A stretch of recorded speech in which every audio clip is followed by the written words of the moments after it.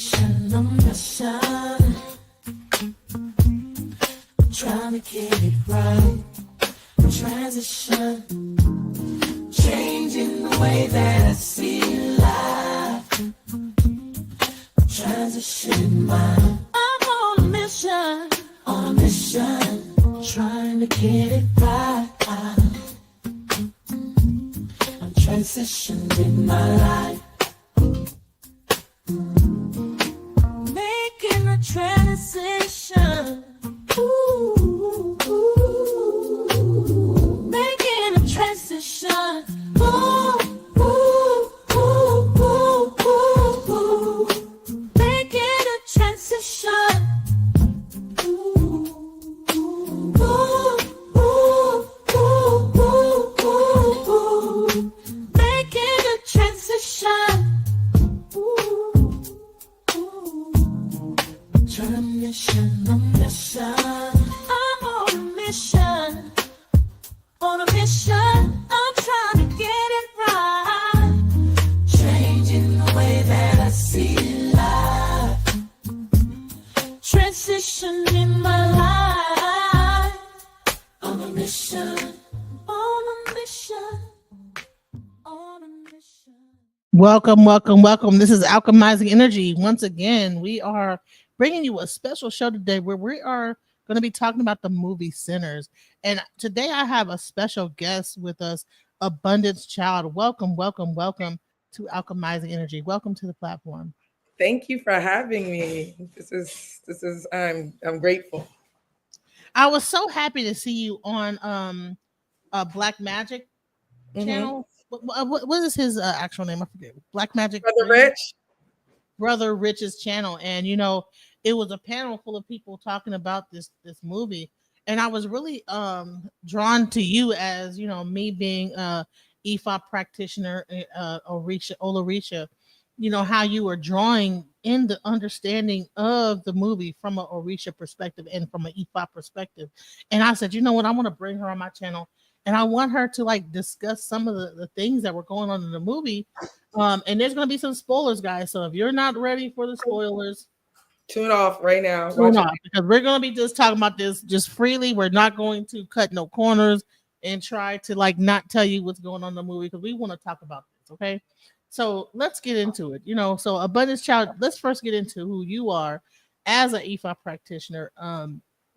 You are ENIFA, so right? Correct? I am initiated to IFA, yes, and I'm initiated to a Gungun. I Egbe. I have all the stuff that came, also starting in a more of a Lukumi, Ile Goke. Even though it's traditional, but she does have a lot of Lukumi elements in there because our lineage comes out of Oyotunji village. And so, of course, I start out with my ancestors, and I got my warriors. And where the switch happened for me was when Baba Chief Oluwole Ifakunle was like, you need Ori. From Ori, I received my hand of Ifa. From hand of Ifa, I thought the next thing was going to be initiation to Oshun, but Ifa was like, no, she needs to initiate. And so that's my Ifa journey. Right. So give us a little bit of background. What is Oyotunji village? Some people just probably don't even know what this village is. Can you kind of get into Oyotunji village and what the significance is of this place? You know how a lot of people talk about we need to have our own land, we need to have our own jurisdictions. That's what Oyotunji village is. The founder, the first actual Alafin of king in these lands that received his jurisdiction from the Alafinti Oyo. He started this settlement, this amazing, beautiful settlement where it functions as an actual Yoruba and only Yoruba village in the United States, where they have a Gungun festival, all the festivals, all the things, exactly, all the things. When I first went there, it was in 1994.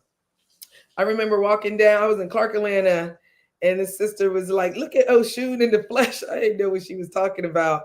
Later on, I went to this thing called the Kumbalamba. That was 9-day ancestral spiritual retreat. Amazing, amazing ceremony. And one of the places that they had us visit was Oyotunji Village. I got to go to Dr. Africa's store at the time. But I was so young, I had no idea what I was doing or I had no idea what presence I was in when I was down there at the time. So major, You're talking about Dr. Layla Africa? Was he was down there? He lived in the same state, and not too far, he had his own like vegan restaurant and health food place where he was like reading my eyes and, sister, you need to send in your fluids, and telling me I had too much sugar. It was just, like I said, that was the 90s. But you know what? It's so crazy because there was a lot going on in the 90s and early 2000s, and and then and beyond. And we kind of like this new generation does not even have any semblance of understanding of what's been going on, so that's crazy. My mom was just I spent the day with my mom. We went to this tea party, and I was talking about the show and talking about me getting back in my element and just starting radio again. And she was like, I really need you to be posting some of your old content. I need you to post your pictures with Dr. Africa. I need you to post the interviews you did with him. I need you to post your pictures with Dr. Sabies and your screenshots of the phone calls, and post the interviews when he told you to open up Drop Squad Kitchen. And I'm like, Mom, I will get to it at some point, because she was feeling like people don't really know necessarily my journey. But my response is being in the present. Like, it'll come. Just like as we spoke today earlier, you were like, wow, I learned some things. And I know that I'll be learning some things from you as well. So I'm just going to stay present. And as those things come about, then I'll be able to share that experience. But I don't feel like I need to have a whole archive for people to catch up. I think it should show up in our actions.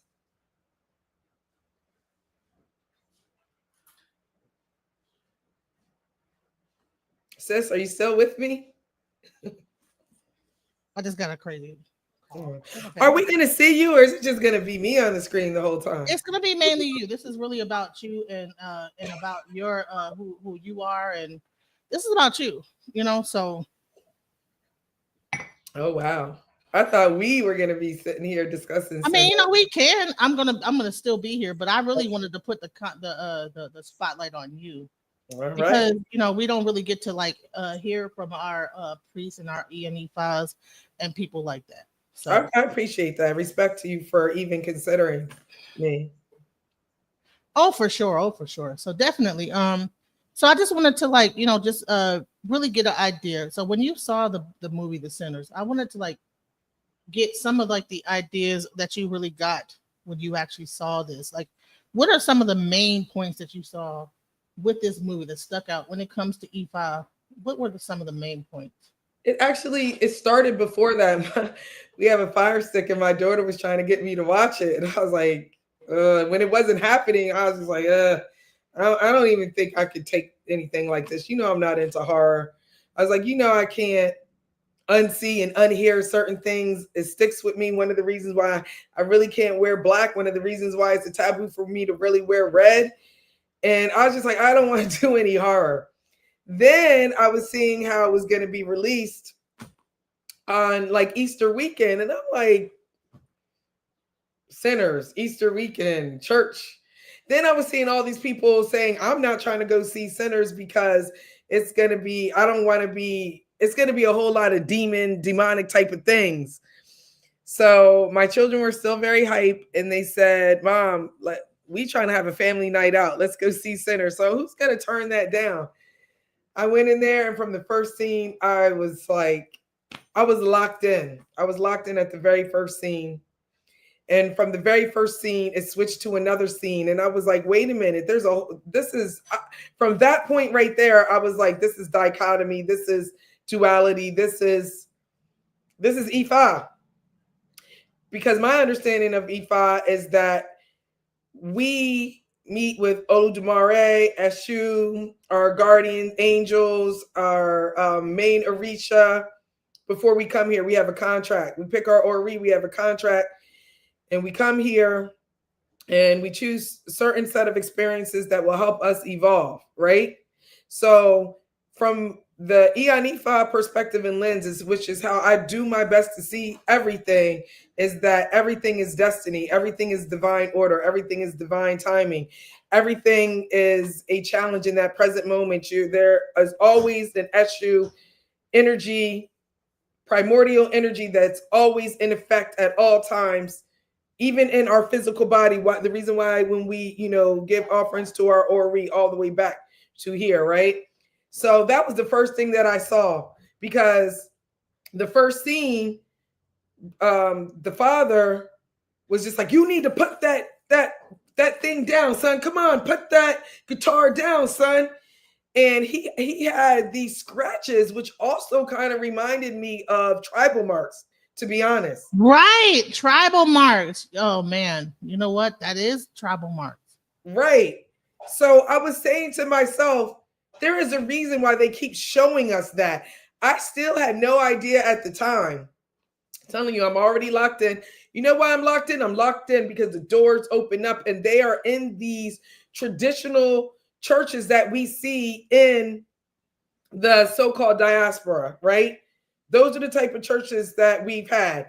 And we still see them even in the city with the storefront churches. So it had me drawn in there. Then it had me drawn in, everybody's in white. And like we would see on a regular Easter Sunday. So the whole theme at this point, which was he has this guitar, we're in the church. I'm already tapped into the fact that the church is supposed to be a sacred space, but he obviously has this guitar where he's probably been playing it. And of course, I hadn't seen all of the movie at this point, and I'm just thinking the words that he's saying, and I'm just like, it's just duality at this point. Duality meaning there's life and then there's death. Duality meaning there's light and there's dark. Duality meaning there's negative and there's positive. That is how the universe functions scientifically, mathematically, naturally. That's the way the cosmos is. Then I was just thinking, if we're talking about duality being life, and there's a whole guitar, and this is the very first scene. We're only at the very first scene. Music. My husband has he's a vocal life coach, and one of the chants that we always say is music is life. And I understand music to be the portal between the visible and the invisible realms, right? Because we have the 256 megahertz that you can tap into on any YouTube channel, which is tapping into the frequency of IFA. They got different channels that you can tap into for different levels of things, different types of white noise, brown noise, all types of things. But basically what I'm saying, that music is life. So then it switches to a next scene. And so now I'm starting to see they're doing this thing with the past, the present, and the future. Like you have to be able to keep up in the movie. So I wanted to show these tribal marks. Yes, thank you for doing that.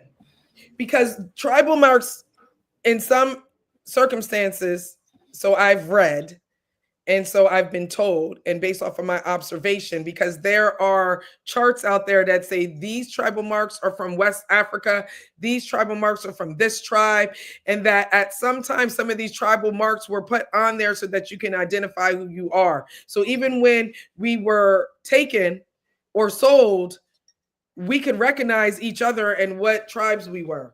So the fact that that looked exactly like the mark on Sammy's face, I thought that was not a coincidence. Yeah, so and it looks exactly the same. It looks the same. And so the first thing we're gonna think, right? For most people, they're gonna think that was caused because somebody scratched him, right? But my first thing, that even if somebody scratched him, he was scratched. That was real. That was an identification that his soul belonged to some entity, some tribe, some lineage that has the exact same mark for the same reason. He is being identified. with the same guitar that was, even though he thought it was passed down by Charles Patton, by the same guitar that was passed down by his own father, who, of course, I did my best not to listen to what other people say, but it's hard to be on Facebook, Instagram. You know, you scroll and that's the first thing that shows up. But they're saying like he sold his soul to the devil. I'm like, Eshu is not Satan. Eshu is not the devil. So he everything is a contract in this universe. Everything contracts and everything expands. That's another way of looking at it. I'm sorry, I'm talking. Let's go into. So you're saying, okay, Eshu, right? We talk about this whole thing with the crossroads. They didn't deal with the crossroads, though. I thought this was going to get into the yes, crossroads. they did. When you opened up the church, there was a crossroad. Oh, that was the crossroad. Think about it. Remember, I said even when we give offerings to our Orwe and we're told to already go right here. We're at the crossroads where Eshu is. When you opened up that door, remember the doors were very prominent. The doors, that was a crossroad. That is a threshold. Think about even in Lovecraft Country. Why am I speaking like this? Lovecraft Country. Remember, they put the Afum, the chalk down there. You couldn't even get past that threshold. Who do we invoke to take our prayers to the heavens? Especially, let's say I don't have Oya. You're initiated to Oya, right? I don't have Oya, but I can go to any of my Eshus or any of the Eshu that Ifa tell me to go to and make sure that my prayers make it to her and my prayers make it to heaven. Do you understand what I'm saying? There was every time you saw those doors. Do you remember when the vampires were sitting out there playing music and Mary comes out there to see if they're good people or bad people, where she consequently gets turned after they give her money? That was an Eshu moment. She was at a crossroad and she was physically at a crossroads. And we know we were at the crossroads because the two roads were intersecting. They were sitting on a corner with a cross behind them, which was a light. A wooden light that looked like a cross, but it was like a lamppost. Right. So were all the Orishas in this movie at some level? Absolutely. Listen. In the diaspora, unfortunately, they're only going to talk about the 7 powers of Africa, but we know there's like over 200, right? So over 401. So, and what's the one? You are the one. We are all here, angels descended from the light that forgot that we are Orisha evolving. That's the whole point. So for a lot of people that are into Ifa and Orisha, scientific spirituality, ancestral technology, I really hope that we're doing a better job with all this information out there and access to original founders of this paradigm, that we understand when we go to the shrines, it's a mirror reflecting that energy that's inside us. When you're asked to get initiated to a thing like Ifa because I needed to have access and tap into my destiny. If I'm told that I need Oshun, it's because I need to evoke the energy and the virtues of Oshun from within. So that's why, because I have evolved to that level of practice, I was able to see that see the crossroads on an esoteric, metaphysical, as well as a physical. So yes, there was all type of spirits that were being drank, right? How do we activate? What's the first thing that we do when we give offerings?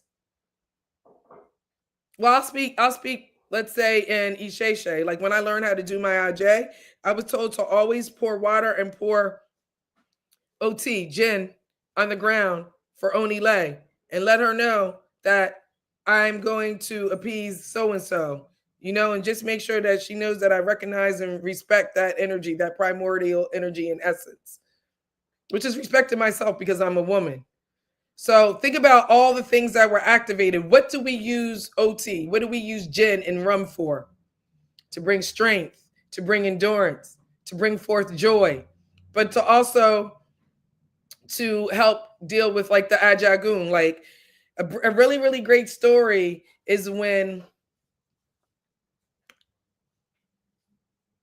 Obstacle was coming to Earth.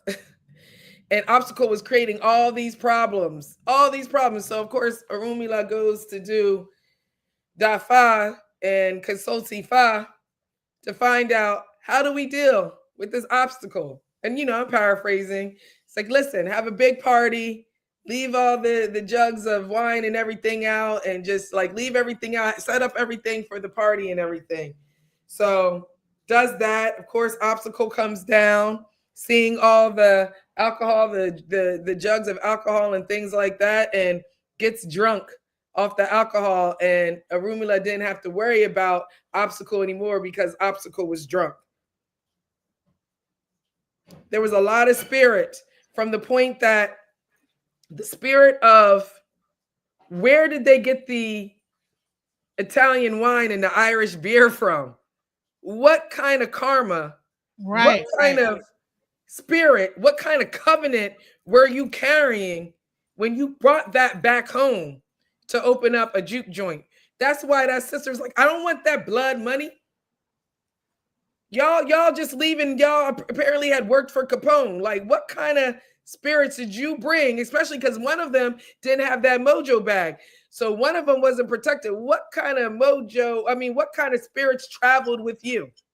With all the killing and things that you did working for Capone. And we know Smoke was about that life. Smoke was about being a warrior and protecting and being a father figure and protector of his brother. We already know that he was like, I'll shoot you in the kneecap in a minute. You know what I mean? Right. That's crazy. So, so can we also get into the aspect of like the Native Americans that were, a lot of like people right now say stuff like that we were the Native Americans, but then you kind of see right, but you see the Choctaws, right? So what do you think about that representative of the Choctaws? And how they were kind of brought in with this kind of thing, like they knew about the vampires before anyone else did, right? These natives, right? Yeah, they were absolute. As a way of life, they're hunters. As a way of life, they honor nature. They honor the Mother Earth. As a way of life, they have the same story that Nana Baruku has with Mawu Lisa. They have the same story as the Mesopotamians of Enlil and Enki. They have the same story as Isis and Osiris. They have the same story as Romulus and Remus, right? So these people, they're twins. They're Ibeji. They already knew. They already had prophecy. They already have prophecy about all the races, like especially the Hopi. They have all these prophecies within their tribe. This is their way of life. This is why the United States really took indigenous Americans, let me say American Indians, Mesoamerican Indians, and took them off their land and put them on reservations, and took the Negroes that came from Africa and put them in chains and called them slaves. So those people are our people for sure. Not saying that that transatlantic slave trade didn't happen, but a lot of us are under the veil, not understanding like this is the original Egypt. Utah is Judah. That all of the things that are indigenous to this country, like tomatoes, corn, pineapples, most of the beans, cotton, all are indigenous to America. Cheetahs, camels, elephants, all of these things are indigenous to America. We would never know that type of thing. That who were the people that were here prior to the Olmecs? And Olmecs never called themselves Africans. The people who were doing the studies and funding them called them African, right? So with that frame of mind, let's say that these, even if Kugler didn't know that we are actually indigenous people and that maybe African Americans ain't African, the fact that they are close to their own Isheshe, their own traditions, their own practice of their mother and father, they were hunters and were already hunting. And remember, he had no fear when he came to the door and the person put a gun to his chest. He was like, listen, ma'am, I know you're upset. I know you could probably take me out right now. He didn't say all this, but if you let that person in your house, it's going to be a bad thing. And notice as soon as it got dark, he was out of there. Him and his people was like, we got to get out of here. They already knew what they were dealing with, and they got out of there. They were trying to be helpful. I hope I answered the question. Wow. Okay. So, what do you think about the whole aspect of like this whole thing when he brings in the musical side? You know, when he talks about, you know, they get into this whole thing. Well, you know, I don't want to jump too soon into it because we see them kind of like the movie starts off really slow, and it goes into like how they picked up different people along the way. And do you think that he purposely like moved things along in a slow way so that you could really understand like and really get a feeling for that time frame and the things that were going on and even what it would take to throw something like that? I absolutely feel like it was intentional to move the movie in a slow pace, almost like even with music, old school music had a beginning, a middle, climax, and an end. And that's exactly what happened with this movie. And it allowed us to take in a lot of what was going on as descendants of people of that era. People whose, I know I'm Generation X. I know that my family my grandparents were sharecroppers in North Carolina and South Carolina. That's a fact. I know that I'm a descendant of people who are still picking cotton in Macon, Georgia, and Creek, Georgia, because my family are Creek.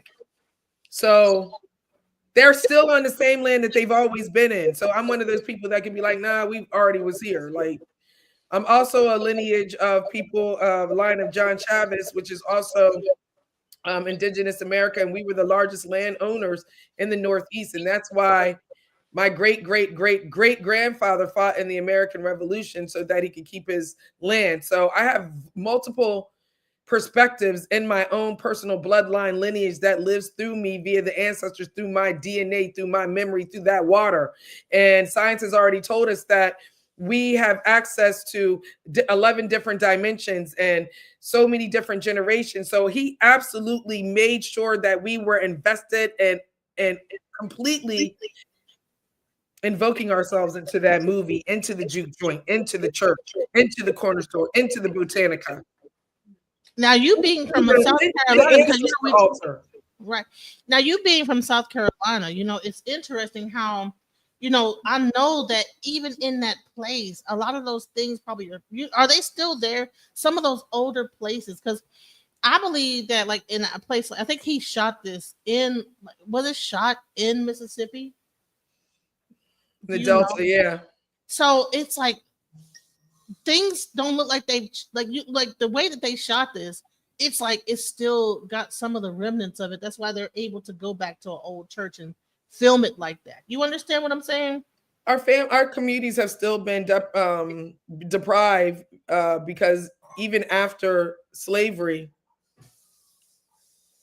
even after freedmen's bureaus, there still was Jim Crow. There was still vagrancy laws, as we saw. Oh my gosh, I forgot about that part. He stops and sees the chain gang, and he talks about what happened. It was like, you know, got picked up for vagrancy. Vagrancy is that me and you are having a discussion about something that we heard at a juke joint, or we saw somebody come down and they saw our husbands talking about it and picked them up and said, why y'all standing around in front of the general store? And then you get a vagrancy charge. You get put in jail and on a chain gang because you outside of a store talking. For 15 years, vagrancy, saying that you're not doing anything, but it really was a way for us to fellowship. They still don't want us to have groups of people talking and at the same time and communing at the same time. I want to welcome Napad to the stream. You know, Napad, welcome to the stream. Yeah, peace to you, Genesis. Thank you for inviting me. Peace to Abundancechild. I've seen a lot of your work, believe it or not, Abundance. And yeah, and you know, you go way back. I told Genesis you're one of the originals you may not officially call yourself House of Consciousness, but you definitely are one of, from what I've seen, one of the original teachers when it comes to African spirituality. You know, I'm telling the truth. And by the way, I love your earrings. I do have those earrings. They're so awesome and spiritual. But no, really, you've been around a while. If people don't know that, you've been around for, I'm going to say over a decade, correct? Yeah. I mean, I am 50, so absolutely. I think I came on the scene at 29. Wow. You know, you look Almost 30. And people say, well, you know, come on with the compliments. I got to tell the truth. You don't look 50. You might look 40, but 30 I would take. Oh wait, I'm getting a text from Sonetter to tell you peace. What up, bro? Text me, tell you, say peace. Yes, peace. Okay, but no, I haven't seen this. No, I'm just kidding. Yeah, no, but you know what? Yes, it's still peace and Black Power. B1.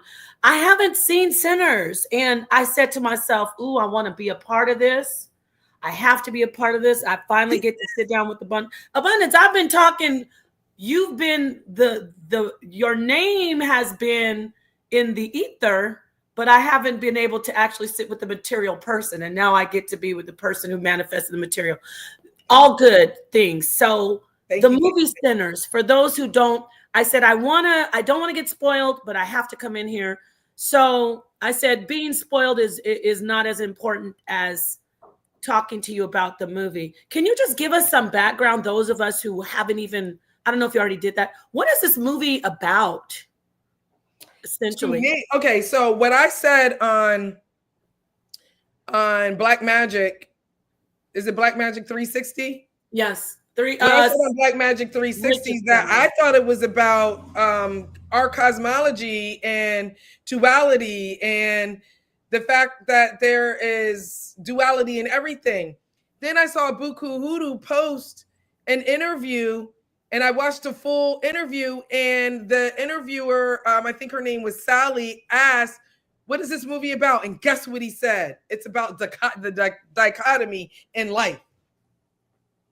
Dichotomy in light, like light and dark, you mean? Dichotomy meaning two, meaning two, you know? So that's what I took from it. All I saw was a play on light and dark, positive and negative, good and bad. That's all I saw the entire movie. It made me question myself at every crossroad, at every threshold in the movie.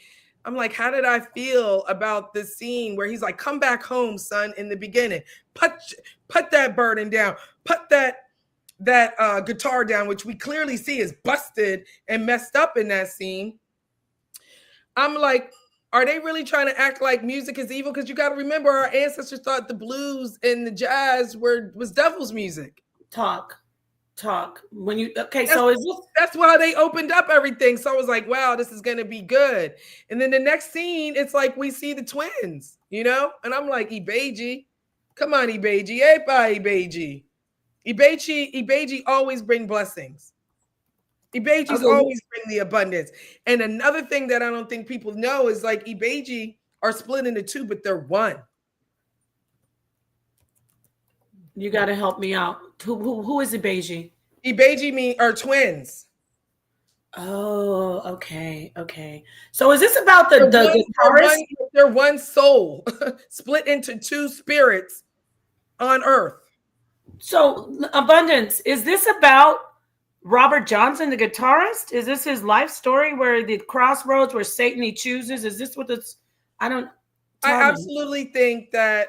And like I said, I didn't do a lot of research, and maybe I should have, but I'm really just going off of my intuition. I think just the way I'm a product of the 90s, and the 90s heavily sampled, and we tapped into the Akashic record because so many people were sampling every generation prior to that, right? From old Negro spirituals all the way to Parliament and the Funkadelic and Sly and the Family Stone and stuff like that.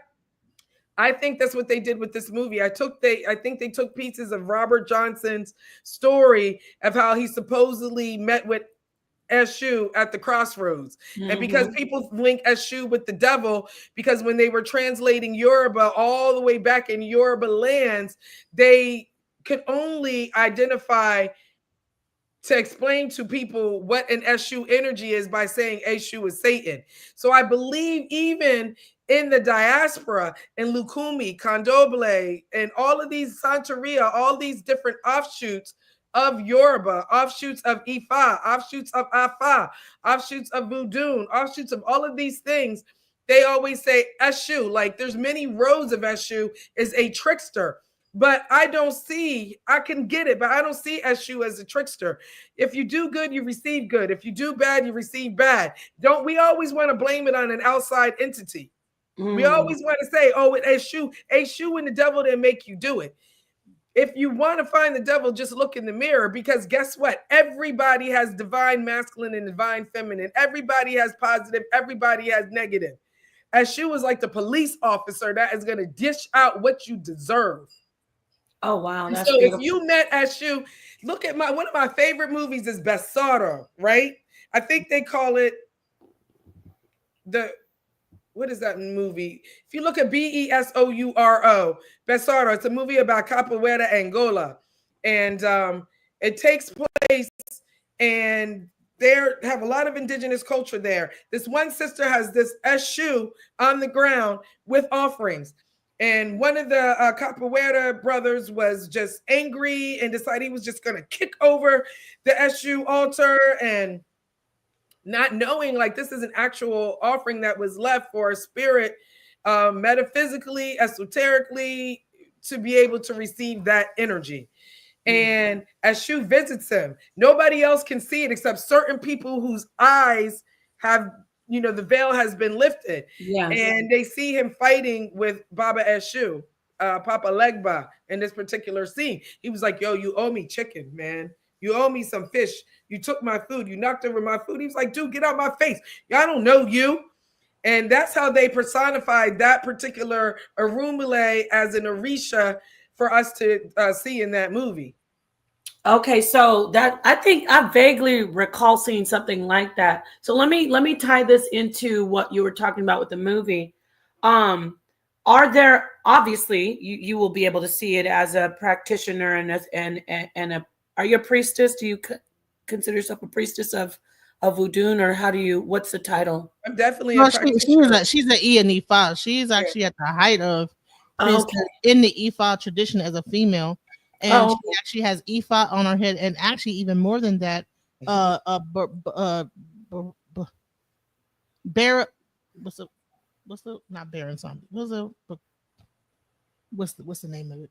Right on your tip of your tongue, girl. You can get it. Come on. What is it, Baruch? Nana, my guardian Orisha is Nana Baruku, which comes out of the Benin Fon Dahomey tradition, which is actually my mother's maternal line, which is also the lineage of Voodoo and Haiti, things like that. So so with that understood, you're at the peak of it, and so you can see things. And when you set the veil, things that I couldn't see, I wouldn't be able to decipher. You can see the arcane, the hidden, or not the hidden, what's underneath as far as the African spirituality, where you can look at this movie, which you're breaking down, and you can give us the deeper part of it, right? So I want to ask you this. Why is it that everything we see about our culture in America, like the jazz culture, the blues culture, even going into slavery, how is it that everything ties back to your practice, or like to African spirituality? I don't like saying Voodoo only, because I don't know if there's other types. Mm-hmm. But what I'm saying is there's things that I can't see. If people walk into a Baptist church and they start praising God, you can see the African spirituality of it. When people do the jazz music and they get into the vibe and the culture of jazz, you can see the African spirituality of it. What closes our eyes, or I guess I'm not forming this question correctly. How can we take the scales off of our eyes to see it? You get what I'm saying? It's programming, and how I did it, I can only speak from life experience. I was definitely part of mainstream society, went to a all-white Catholic girls' school, was one of the only so-called Black people there, grew up. Both of my parents made six figures. My spirit As I said earlier when I opened up, according to IFA cosmology, we decide our life before we get here. We decide the different families, or the different spiritual societies. We kind of create a contract before we get here. That's the best way I can describe it. But because of Eshu, his role in the universe, we don't remember that passage. There was a time when we used to go from heaven to earth very quickly, right? We could even walk from heaven to earth in 9 months. Now we go through the womb, it's completely darkness, we don't remember. So we have to all start out in preschool and kindergarten in this life. But some of us have assignments and some of us remember, and I think it's because of the lineages that we were born into. So whatever that was for me, I decided to be born in a lineage of pedophilia, rape, domestic violence, women, strong Oshun lineage, right? Single mother, well, not mostly single mothers, but starting in my generation, it started looking like that, to just a love for our people and a love for the church. And I was like, I don't want to go to Brown University. I don't want to go to Villanova. I don't want to go to these majority schools. I want to go to the AUC because I visited there and there was nothing like the AUC in the world to me. Atlanta University Center, which is Morehouse, Morris Brown, Spelman, and Clark Atlanta. And that was the best time I ever met in my life. I had never seen so many Yoruba, so many people who practice their Igbo, but they're practicing Ifa. I've never seen so many Rasta Nation of Islam. I joined Holy Tabernacle Ministries, was going down to the land on a bus. I really not the Holy Tabernacle Ministries. Yes. Wow. You know, Nuwabian Nation of Moors, same folk. And I came back home to Delaware when my grandmother died because my mom asked me to.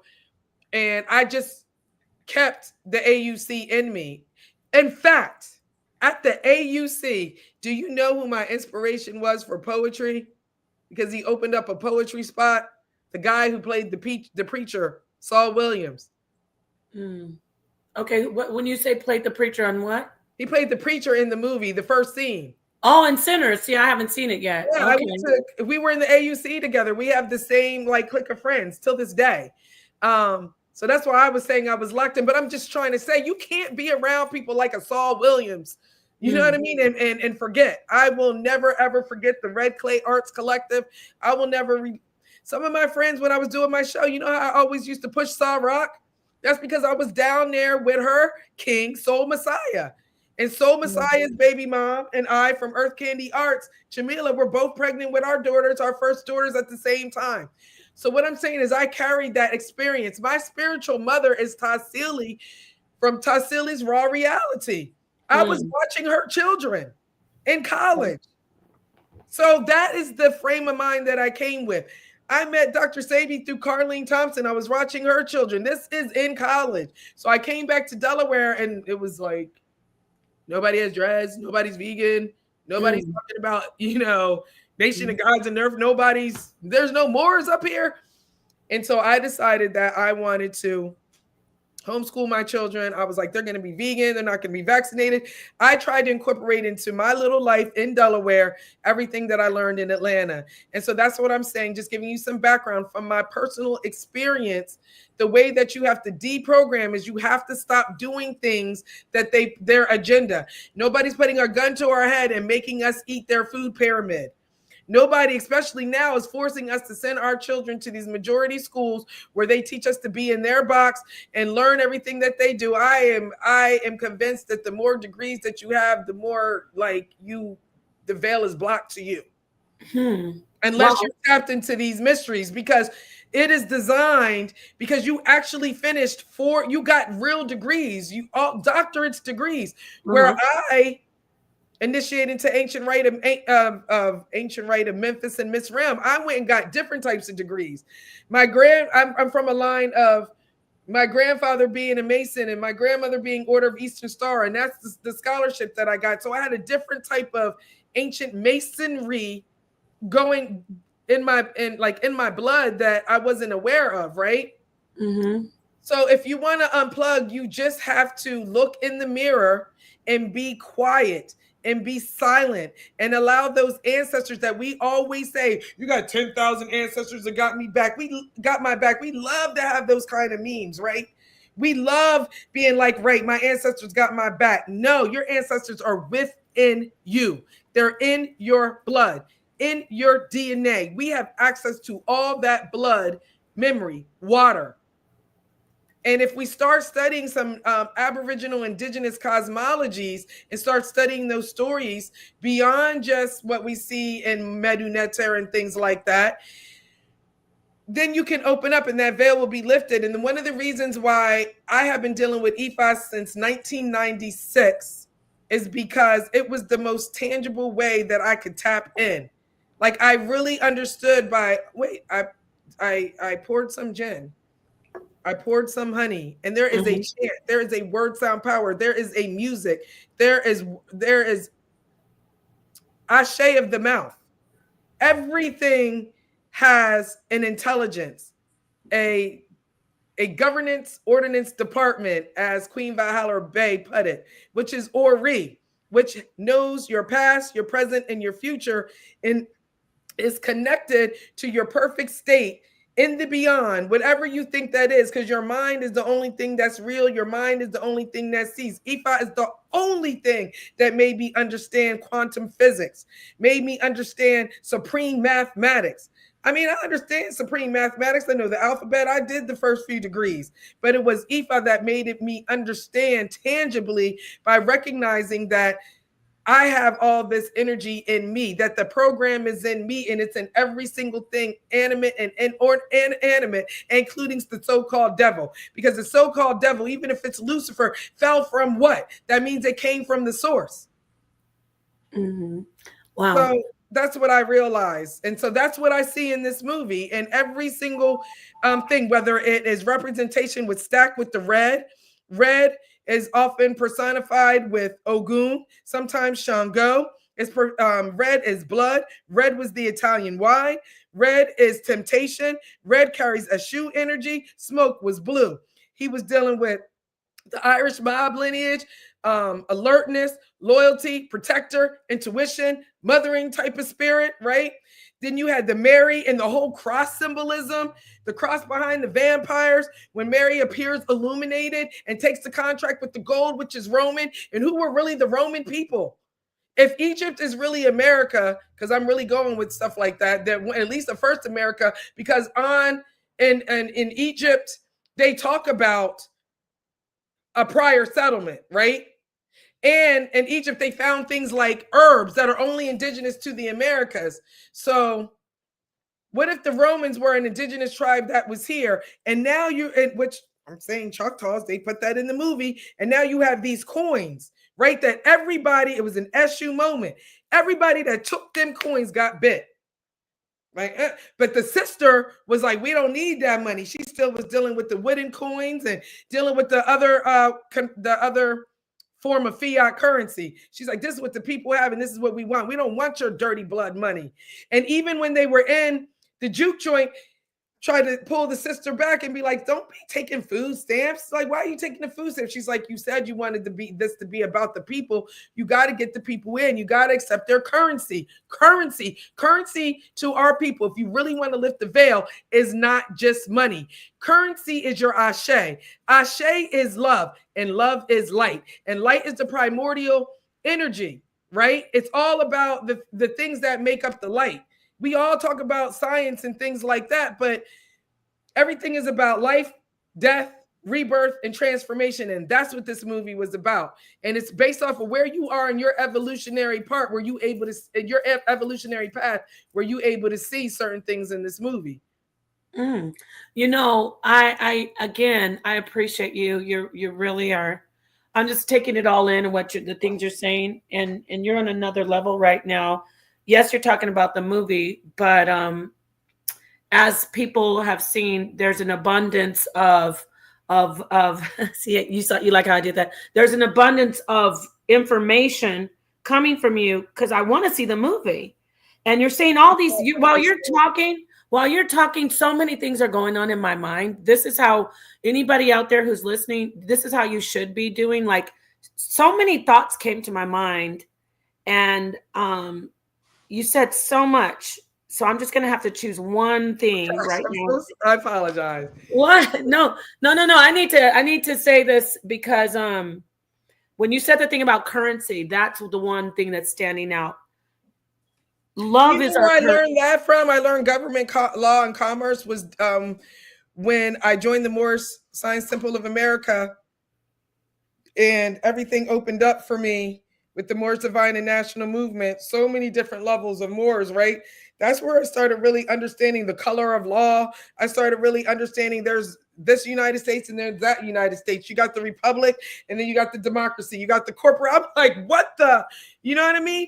But once I grew up out of that movement and internalized everything, and like Ifa helped me with this, they were like, yeah, you're not that. You decided for your destiny to do that so you can understand how to have backyard sovereignty with your own family so that you don't stay in the jurisdiction of that corporate mind state. You need to stop. Don't. I don't want to, okay, you're giving me a lot. I don't want to go away from what I was going to ask you because now that's another question that's going to come up. But I want to go back to what you said about love is the currency. That is so powerful. I got goosebumps because currency is an exchange for something that you need, right? Like I bring something to you and you give me something Energy back. flow. Talk to us about currency and the reciprocity of the basic thing that you said is love. Can you go into that? And you know, people want to hear, I guess, about the movie. I know you're brilliant. You can tie the background of the movie into that. But when you said love is currency, go a little deeper for us on that, please. Can you please do that for me, for us? So there are different frequencies.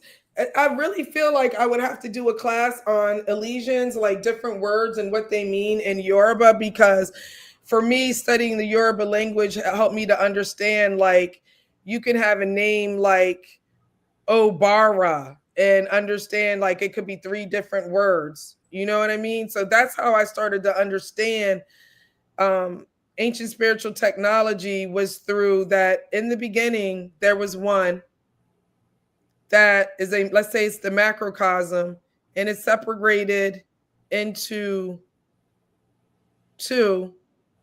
It's separated into a, like, a second creation, which separated into another creation. And so to break it down easily, it moves in like a circular type of way, like in a Fibonacci sequence, where it's binary, like 2, 4, 8, you know. You're doing it. I don't want to interrupt you. No, you don't. You can't see me because this was a quick. I'm doing. You are doing it. I have to jump in and say this to you. You know what you just did? What? Currency. When you said that, I thought of energy and water flow, and now you're talking about the Fibonacci sequence. So I just want to say you were on it. People are like, well, you stopped your flow, but I just want to let you know you are hitting it so perfectly. Can you forgive me for interrupting? But I did think current, the flow, the spiral. Correct? Yeah. Yes. It's like I started writing for my blog, Abundancechild, and I was trying to write out some of these thoughts, like sometimes writing out my thoughts, because I know I'm manic. Like I could be all over the place. Like, you're fine. No, it's good. You know, and I'm not saying that as even a diss to myself. I'm just being honest. Like, my daughter say to me, Mom, I asked you one question, you gave me like 50 things. I'm just trying to figure out. She says the exact same thing that you said. And she literally takes notes now, like when she's talking to me. It's crazy. Mm-hmm.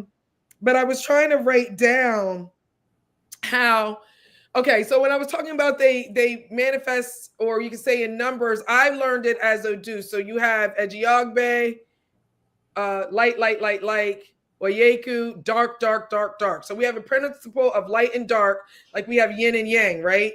Mm-hmm. And then now we are multiplying, or some people would say divide, and we're at 4 now. So now we have Iwardi. And all of these things are real living beings, real ancestors for some of us melanated beings. And the next one, the 4th one, would be OD. And when we think about that, Odu, a lot of times people be like, oh, it's the Odu of the mothers, it's Yemanja, it's Iyami, things like that. And OD is the principle that describes the moment when matter becomes into being. So, like I said, we have these different levels of creation. Science is going to say it's this and this and that. But then we're talking about the mother principle here. So now death is being rearranged into matter, particles that look like a human that is born out of a womb. And then we have another Odu, and then we have another Odu, like Awanri, Irosun. Irosun, they say, is like the sounding of Oshun. But again, it's an illusion of different words making up certain things that help me to understand that, trust me, I'm getting to a point. So Irisun is where I feel like you can understand water. Irisun, the sounding of Oshun, that's where I was going with it. Water. Water is H2O. So now we're talking about hydrogen and 2 oxygens. What is one of the primordial elements in the periodic chart? Hydrogen, right? So it's the most basic manifestation of physical structure and or matter in the universe. These are all the things I was writing. So you have a single electron and a single proton that's circling and different, going in different friction. What a man has to do a man and woman have to do in order to create babies, negative and positive, recessive and not recessive, meaning the women being the receiver, being recessive, all of these things that we already know. Trust me, I'm really trying to get there. No, so you're then,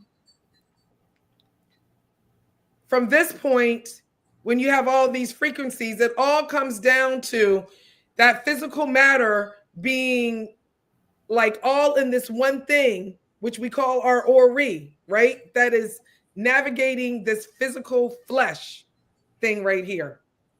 And this thing that is our Ori is like the only thing that is real. It's the only God principle. It's the God consciousness. It's the thing, like I said, that knows our entire destiny. The thing that is connected to the thing that is sitting in the beyond, taking accountability for all the physical things that are happening here, because everything that happens here is a secondary manifestation of what's already happened in the beyond. And it's all happened here. That's why people be on that Neville Goddard and stuff like that. That's really Ifa. It's really the principle of manifestation. And the true principle of manifestation is light. The true principle of manifestation is light, and light is the ashe that we have. And the ashe that we have is that first principle, which is love. Does that make sense? 100%. I don't have my bombs to drop right here, but let me tell you, that makes a lot of sense. As you spoke and you went and took it to, I love when people tie the spiritual into the scientific, the conventional scientific. Yeah. And I was envisioning this experiment that I saw on, it was a while ago. These scientists took thousands of gallons of water to try to research neutrinos, which are subatomic particles. We're talking about now quantum physics, right? Yeah. So when you're talking about electrons and you're tying it all together with the information about spirituality, it's so beautiful to hear you do that. And I know I don't want to ask you your sign, but I'm thinking it's Gemini. Okay, Gemini rising. Pisces sun. There's Pisces Mercury, Pisces Jupiter, Venus, and Venus Aries, Taurus Moon. I mean, I can keep going, but yeah, that's what it is. Because it's like you have so much to download so much to give for us to download that it gets too much. And I get it. I get what you're doing. I love what you just did with about currency. So really, water, can you go back to water? Because it's been on my vibration. I was Can you thinking talk about about that. water? Remember, I was talking about the principle of Erasun. Erasun, actually, if you break the word down, is also talking about menstrual blood. Menstrual blood is a tool that we all know that people use in magic and things like that, but it's a major tool. Why is it a major tool? Because we use that in order to even birth children and things like that, right? So I hate when this happens, where my mind goes blank. You Would was do you mind cooking. if You was cook. Listen, and there's a reason why I stepped down. I don't want people to focus on too many people up here while people are really cooking with each other. So that's why I like step down and step back and No, let you you don't in have the to pot step cook. down. I'll be wondering if you're going to No, cook. If no, you no. really I I are. like was to saying, allow I'm like, people where's to everybody cook. at? I said, where'd Oh, she go? She have to take something out the lawn, out the dryer. no, I had a crazy call, but it's okay. But I knew it I was really something. want to. Yeah, it was a crazy call. No, But but I I like wanted you to to. be up here. But as you know, I love to allow people to, when people are looking at people, I want them to see people who's talking. So you said a menstrual blood. Let's go into that. Do you? Oh, menstrual blood is a great topic. Let me ask you, Abundance, before you go into it. And next time, because I would love to sit with you next time, I'm going to be prepared to have my camera on and everything. Okay. But I want to, you know what I noticed? I was doing a class a while ago with some ladies, and they can get mad out there if they want, because you know I have some people who say, "Oh, you're a devil in the paw. You said you believe in God, the Bible." Anyway, I noticed the only blood that isn't taken forcefully, so to speak, or unnaturally from the body is menstrual blood, right? Like you don't have to cut anybody, you don't have to kill anything when they do that, when they use that blood in the ritual. Can you speak on that as well with what you're about to talk about? I was just saying that, especially for women, like the menstrual blood, which is also water, and this is also how we carry our, we carry our ancestors are in our blood.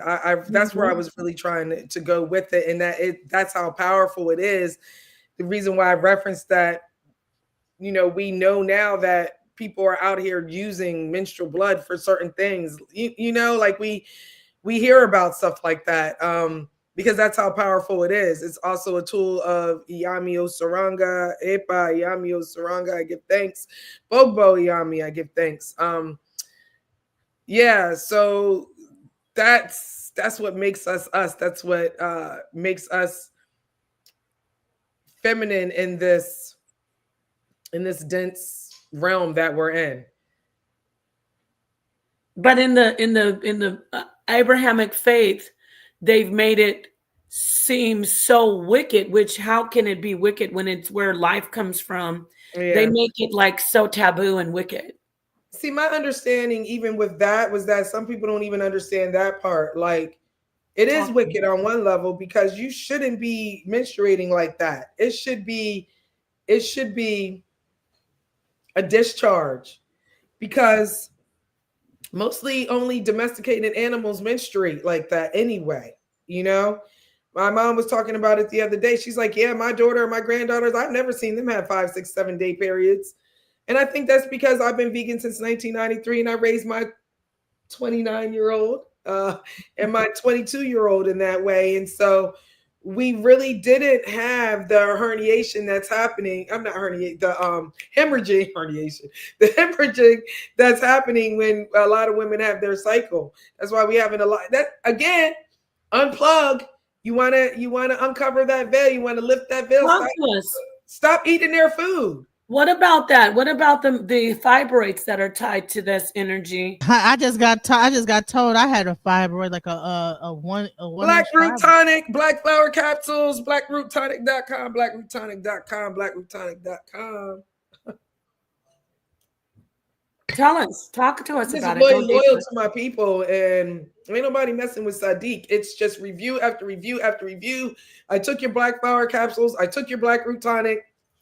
I don't have any fibroids. They said I couldn't have any children. I'm pregnant on my 3rd child.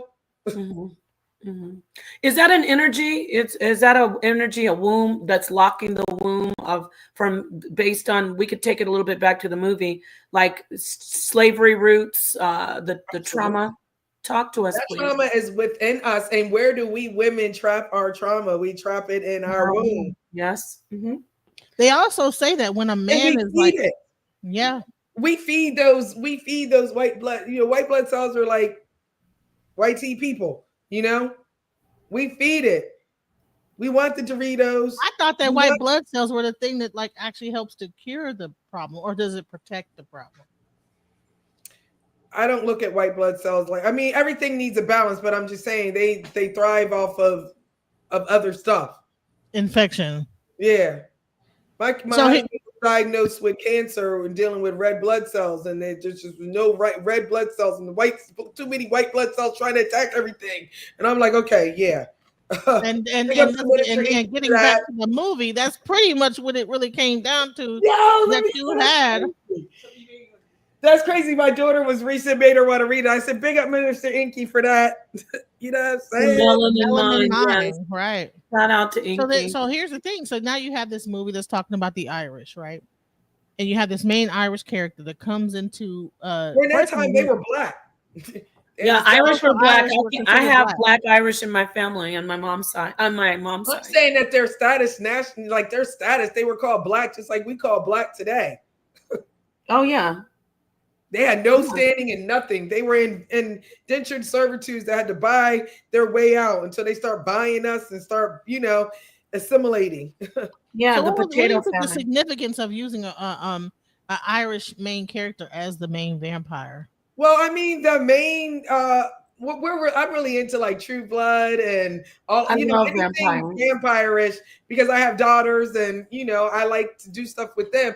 But the people who created the modern Dracula series were actually Irish. They were. Yeah. So is that a part of their lore? They use an Irish vampire. So is vampirism a part of the Irish lore? Well, No. I can answer a little bit about that. Like every culture has a type of vampire in their, in their lore. Every culture. They don't call them vampires, but both of you could talk to me more. Philiacs. No, I'm just kidding. No, actually, you're on the right point. You're on the right road because the blood, drinking the blood and needing to have the blood. I want to go back to what you're saying about menstrual and blood itself. The way blood it holds so much energy in life, and how people seek it out. Where I was going with that, again, like I said, I can get manic all the time, and sometimes my thoughts take me to another path. If I was to stay on a straight path with that, I was on Eros soon, and I was talking about menstrual blood and how powerful it is. But it's the idea that the whole mystery in the menstruation, the whole history in the womb, what's inside the womb, the whole history in darkness, the whole history in, like I said, the first two principles, the one being the light, the second being Oyeku, dark. The whole mystery in that, the whole mystery of the darkness of the ocean, right? A lot of people who need a lokun is because they need to tap into their traumas so that they can help and heal those traumas. So that's why they receive a lokun. It's not because I'm a daughter of the water and all that type of stuff. No, you got some serious trauma healing. And that's probably why a lokun is like, here, baby, I'm here to help you. And a lokun was the first graveyard. The depths of the ocean is the first graveyard there ever was, correct? But what about what's underneath the ocean?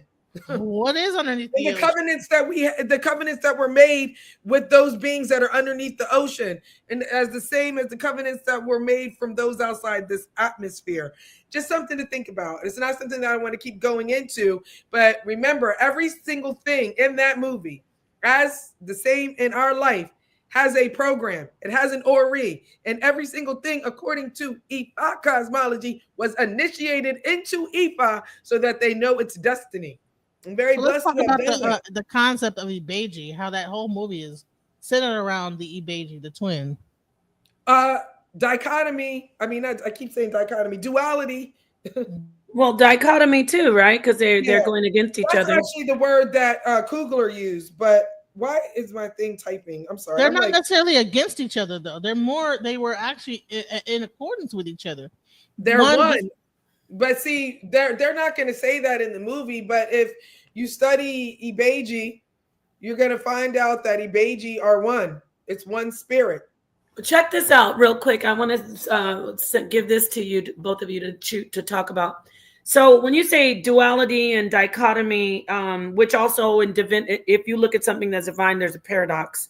So, and that's duality in one, right? So I want to ask you, when you look at vampires and vampirism, which I'm absolutely fascinated with that, you still have the element of everlasting life, right? You still Yeah. have the even though they're supposed to Everlasting be death.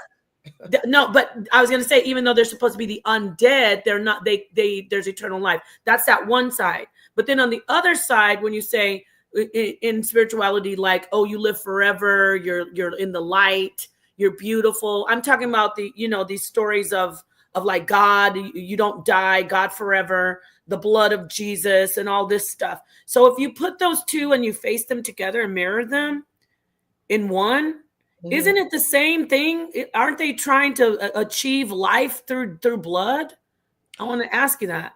Well, that was the final thing that I was trying to say, is that Okay. whole mystery of the blood, and the fact that through the blood we give birth. It's Mm-hmm. life. That is the transformation. That is Mm. the physical manifestation of what we were talking about, that was happening on an ancestral level, an Orisha level, a Rumile level, a Runmole level, to Oludumare, the one supreme being. So this is where we are right now. And it's through that menstrual blood, it's through those waters, it's through that womb that death now becomes life. Because we always talk about, oh, an ancestor is returning. Oh, that's Yewande. She's a mother returned. Baba Tunde. That's a Baba returned, you know? So that's how I was referring to it. You were going a little bit deeper than I actually had in my mind, but looking at it as, that's what we as bleeders are doing in this realm. So there's an aspect in the movie where you have like this dichotomy. You have like the mixed woman that's with the one twin, and then you have the very light skinned woman that's with the one twin, and then the very dark skinned woman. I mean, he found the darkest skinned woman that's with the other twin, right? And then you have the light skinned woman that kind of goes against the situation, even though she was But sent she's out. passing because she got indigenous blood. I see. I think she was. I don't think she was just so-called white. She definitely had indigenous blood, and we know she. You know that we did. We had a lot of our brothers and sisters that had mixed lineages that were passing. Yes. She was passing. I Well, I don't didn't think say she white. was I just said light white. skin, right? Huh?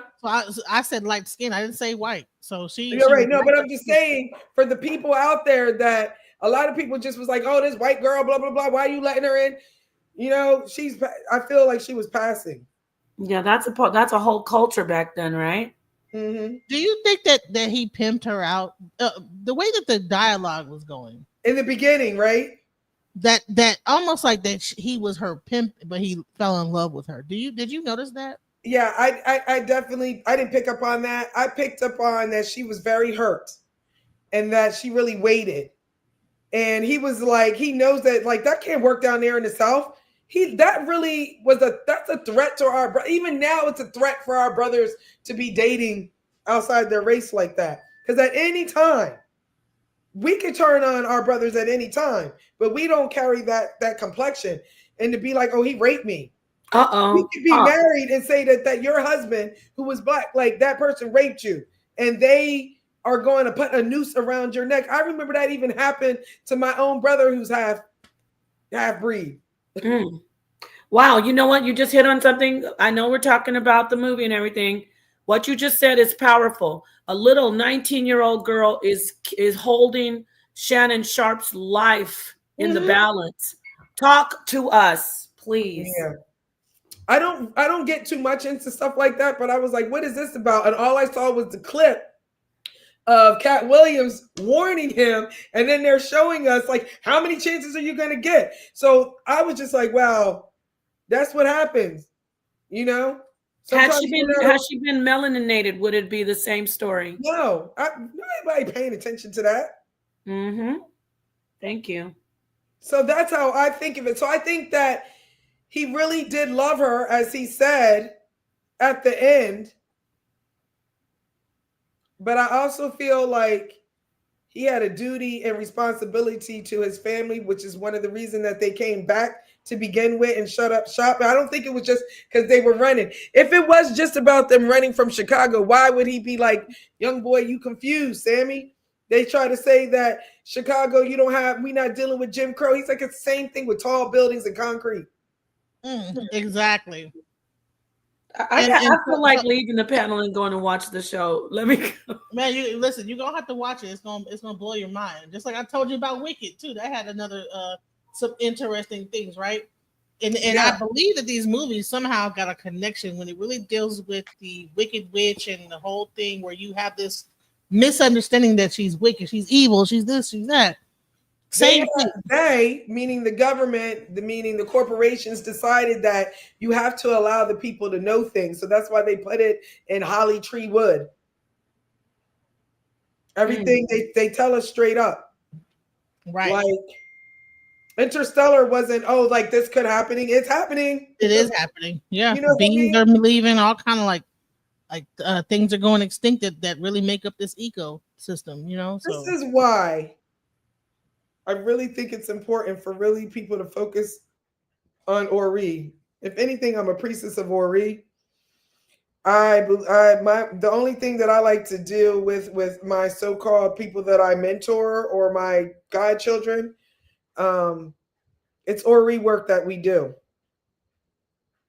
That's the work that we do, because that is our governance ordinance department. That is the thing that connects us to the source. That is the thing that makes us be uniquely the source, helping the creator to evolve. Creation is still evolving. So wherever you go, there you are. Everybody is you pushed out. Everybody's reflection. Y'all think I'm deep and all this type of stuff? That's because I'm here reflecting. I am reflecting off of the energy in the matter the energy that's in you that already exists. We just bringing it to the surface. What's interesting is that, with what's his name? Smoke? Was it no? The main the name. Smoke, right? Is that Ogun? No. What Orisha is that? Is Smoke? Is that Eshu? I don't know. I never even looked at it like that. I haven't even studied Orisha in that way to be like what color and what number, and you know what I mean? That was more my Lukumi side of me. But Smoke, I don't know. Air. It feels like Oya to me. You know what I mean? Right. Change. So yeah, because that is air, right? Yeah, so change, air. And so you have because once he was able to change over into a vampire, he was able to be with the one he loved. Yeah. See, there was several stories about freedom, right? So he was free to be with the one he loved, and that's even after everybody else had passed on. He was still able to be with her. I believe that the woman in his Ori, because he was still on this earth when, not trying to spoil it for her, but he was still on this earth when another action happened with the gun. But he already saw it. So your reality is what you make it. Our Ori is the creator of our matrix. We chose it. Now we got to let it do its job, Right. So, but I was talking about the different levels of freedom that there was this undercurrent of being free, right? So you had the woman that was free when she was able to be with her child. When she because she said, "Don't allow me to get held where I can't have access to my ancestors." She has somebody she had to go see. Remember, she wanted to be able to elevate. Listen, people down here don't really understand life before death. Snap. Ooh. They don't understand life before death, and they don't understand life after death. And that's what I said. I love studying Ifa cosmology because it gives me those answers. Like I said, before we get here, we have a contract, and that we're we're going to attract certain energies to us that's going to help us evolve into the Orisha that we are supposed to be. And death, a lot of people don't understand that once you leave from this physical, you can still, for a minute, still feel everything that's happening to you, and that a lot of people are not able to transition because they don't understand that when you transition from here, it's more real than anything else. And you get trapped. You get trapped and you get trapped because you still think that you can interact. We've seen it. If you really want to understand what I'm talking about, it's kind of like that movie with Ghost. this he kept seeing dead people, but The Sixth Sense. The Sixth Sense. That movie really describes like what's happening. A lot of people are not able to make it to that ancestral realm. You know, even my own godson, he was having a moment yesterday. He was crying, and I could feel it. I said, "Your brother is really trying to pull you because y'all are part of that same egg." And he was like, "Yes, I don't want to be here. Like, I'm not even trying to breathe the air you're breathing right now." And I was like, "Oh my God." I was like, "Listen, go do an elevation ceremony right now. I need you to take a book, light a candle, and elevate him for 9 days." And that's what he's been. He said it made him feel better immediately, because I was just like, "Oh yeah, you got work to do. Let him know you got work to do here. And by me helping you, he can help you, and vice versa." So that's what I'm trying to say. It's really real. And so it's all based off of our code. Everything is encoded. Everything has a destiny. Everything has a purpose. Everything has a reason. People are in your life to teach you something and to show you something. Every single thing. And that movie is what I've been saying from the beginning. Show me that what Ifa is saying about cosmology is absolutely true. And that the only thing that can save you at the end of the day is Iwa Pele, Iwa Ray Ray, good character on the frequency of love.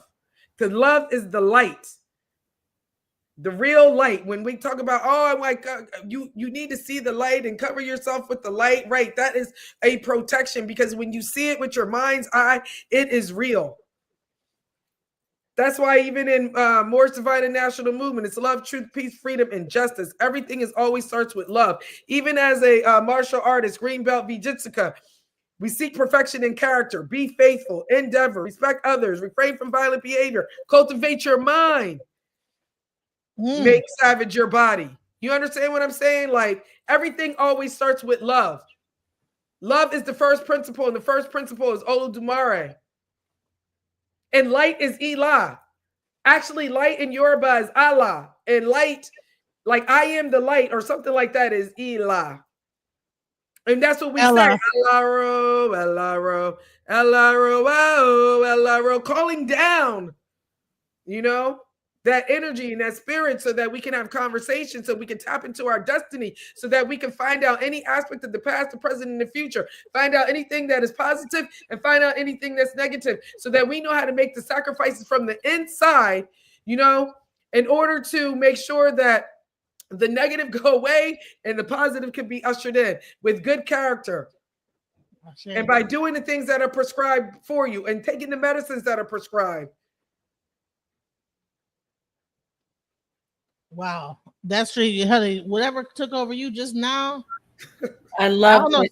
Something you were channeling something just now. Something just man. Yeah. I want to say I'm going to have to step away, but I'm so thankful to Genesis for letting me join this, and it's good to speak to you. I look forward to hopefully speaking to you in the future, Abundance Child.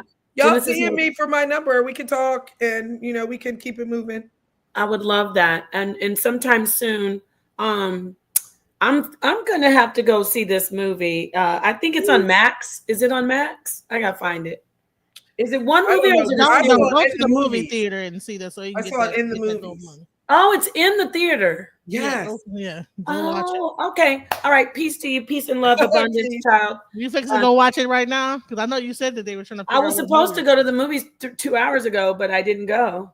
Well, I might hit the movie by myself. You know what? It's these kind brothers got money. You know what I mean? Yeah, they up there trying to say that they didn't do nothing at the box office. They only made 43 million. I'm like, give me. They made 71 million. Oh, they bad or good? 71. They said they had 91 million to get to, so they get close to it. That's nice. Wow, what is that? Is that indigenous? No, it's not. It's just one of the things you find in the plastic bag. But I'm just like, sometimes it don't matter. It's comfortable. It's long. I love it. I love the pattern. Yeah, it's all cotton. So that's where I'm at right now. Like, I'm getting older. I need cotton. I need all Linen natural and fabric. cotton, right? Yeah, people don't even realize that even one thing I will agree with the Hebrew Israelites is that certain like linens and things like that, they do hold a certain frequency, They Oh do. yeah. and rayon and all these different things they take away from your frequency. So it's yeah, cotton and all that stuff need to be wearing more of it. Right, synthetic stuff. I'm still going to be listening. I just have to go and try to get some things done, but I am I just found out during this interview that it's a vampire. Something you said, or I googled it real quickly. I didn't know it was a vampire movie. Those are my favorite movies. We really haven't said much. We're just giving you some symbolism that now you'll be tapped into when you go see it, and you'll be like, "That's what she's talking about." Oh my, okay, right. I definitely, I I would see. love to talk to you about it after you see it for sure. And like I said, I'm really serious about being spoiled. You can ask Genesis when she kept on trying to tell me about Wicked. I was like, don't tell me. But I said, I'm gonna get on here. Genesis was so gracious to say, okay, yes, I'm gonna have abundance on. And I was giving her again the rundown on, so to speak, on you. You are truly a treasure and a great teacher. We need to uplift more of our teachers. It's not a battle of the sexes, but I'd be remiss if if I didn't mention we need to have a balance of more women being given exalted when they put in their work. And you've put in your work. You have put in your work. You have put in a lot of work. I saw somebody in the chat, and she knows, Be That Likeness knows. Thank you so much for what you've done. And continue. Yes, Genesis, we gotta do this again. Yeah, But we gotta bring her on. Once you see the movie, we're gonna dive even deeper. But the bottom line is we're really trying to talk about the Orisha aspect of this whole thing, and when it really breaks down from an Ifa standpoint. I mean, you even have like the whole aspect of the roof and different things. So I really want to get into that. I don't want to spoil it too much for you, Nepal. So if you don't want to hear no more spoilers, no, that's okay. But okay. you know what? That's the thing. I'm like, I don't know. I'm the first to say I'm not familiar with the actual African spirituality, the entities that you speak of. I haven't studied it, but I love listening to sisters like Abundance and then you and the others. I'm still trying to figure out. I know Santeria, and then I think Voodoo on the same island, right? On the island of Hispaniola, but Yeah. I don't know it like I practice it. But I've heard the different things said. But I'm still trying to figure out the Orishas compared to what, like, I think I hear some The people say, Voodoo, the yeah, Loa versus there you the go. Orisha. Yes. I want to Really, hear more about that. they're a lot. They're so similar. Like energy is energy, right? And you have to remember that for us, a lot of these Loa, these Orisha are actual real lineages because every single human came from a line. These humans, like we came, some of us came with them, but we came as followers of Obatala, came as followers as Alegba. Some of us came as followers of my birthday. Oh my gosh. My birthday's Oh March yeah, 17th. Oshun. So Followers of I'm saying my Oshun. birthday's March 17th. So that's the day synchronized where a lot of people in Voodoo celebrate Dambala and Wedo. You know what I mean? So I'm saying I just think there's no coincidence that I just happen to be born on that day, and I have high Obatala energy in my when I initiated to Ifa. That was one of the court of Orisha that came with me, you know. So who was a Batala in that movie? Was it the priest? Or was it the? It could have been anybody who's drinking, drinking too much. You know what I'm Oh, saying? that was the guy with the harmonica, right? Yep. I'm just saying, if you could look at it like that, you could have had a very dogmatic Obatala being the preacher in all white. You know what I mean? Yeah, because When all they these opened Orisha up the have heavens different and we paths. saw the light, like when we started seeing the fire timbers and stuff like that, that's an energy of Obatala. We see the So energy of the sister in white. someone actually Which was, mentioned the huh? roof is on fire. The roof. The roof is on fire, right? Yeah, that was forecasting a whole lot for me right there. Like the whole fact that they opened it up and we saw the heavens. I'm like, okay, or what we have been taught the heavens are. You know what I mean? They opened it up. It was fire. Then there was an opening, and then there was white light. Obatala, Obatala, Allah, light. Obata Allah, light. Allah, light. Elah. The king, Oba, is the king of what? Allah, light. What That's is what the I'm owner trying to of the say. white cloth? You know, that's Obatala, right? The white cloth, right? What about every time we see light in the fire? That's light.